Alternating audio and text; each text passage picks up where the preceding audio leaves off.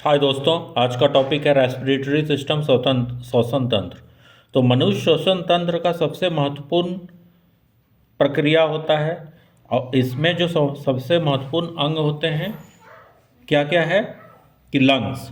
तो respiratory system को हम लोग जब डिवाइड करते हैं तो सबसे पहले आता है नेसल पैसेज, नासामार्ग, फ्राइनिक्स, ग्रसनी, लैरिंक्स और वॉइस बॉक्स, स्वरतंत्र, ट्रेकिया और लंग्स। तो सबसे पहले हम लोग नेसल पैसेज देखते हैं। पैसेज इसके भीतर क्या होता है कि म्यूकस मेम्ब्रेन्स होता है, एक स्तर होता है जो 2.5 लीटर म्यूकस प्रतिदिन स्रावित करता है। धूल के कण, जीवाणु और अन्य सूक्ष्मजीव शरीर के अंदर प्रवेश करने से ये रोकता है। इसका फंक्शन यही है। शरीर में प्रवेश करने वाली वायु को नम और शरीर के ताप को बराबर बना के रखता है। अगला है फ्रेनिक्स, ग्रसनी।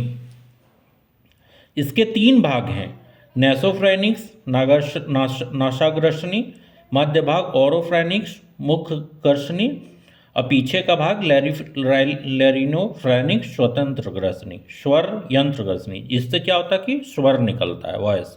उसके बाद लैरिंग्स है, वॉइस बॉक्स इसको कहते हैं। तो ग्रसनी कंठाद्वार के ठीक नीचे होता है। हम लोगों का जो कंठ होता है उसके नीचे होता है, वहीं से हम लोगों का आवाज़ निकलता है। इसको वॉइस बॉक्स भी कहते हैं। एक उभरा हुआ स्ट्रक्चर होता है जिसको एडम्स एप्पल कहते हैं। ग्रसनी और ट्रेकिया का जुड़ा होता है जिसको लैरिंक्स कहते हैं। ग्रसनी और ट्रेकिया जब जुड़ता है जिसको लैरिंक्स कहते हैं।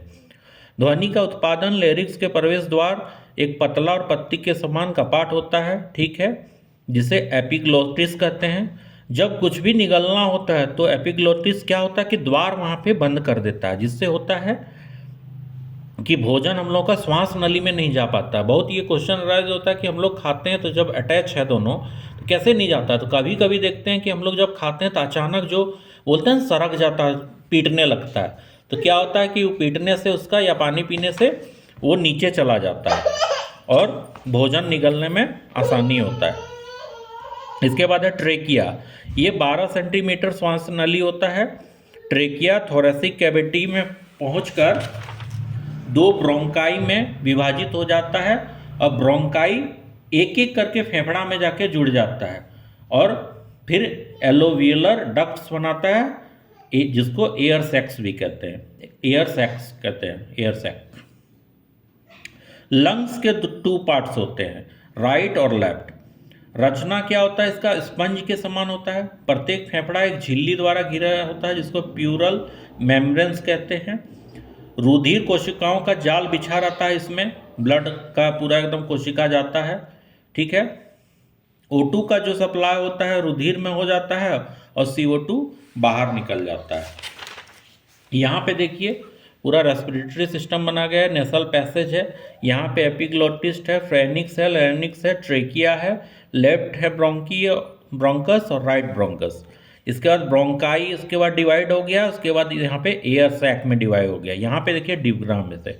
और यहाँ पे आप देखिए इसको प्रोटेक्ट कौन करता है, तो रिब्स प्रोटेक्ट करता है। हम लोगों का जो यहाँ पर रिब होता है वो इसको प्रोटेक्ट करता है। यहाँ पे आपका ये वॉइस बॉक्स है, ये कंठ के पास वॉइस बॉक्स है जिससे हम आवाज़ निकालते हैं, ठीक है। तो ये था आपका रेस्पिरेटरी सिस्टम, जो कि समझने में बहुत ही आसान है। आप इसको एक बार भी पढ़ेंगे तो आपको समझ में आ जाएगा। थैंक्स।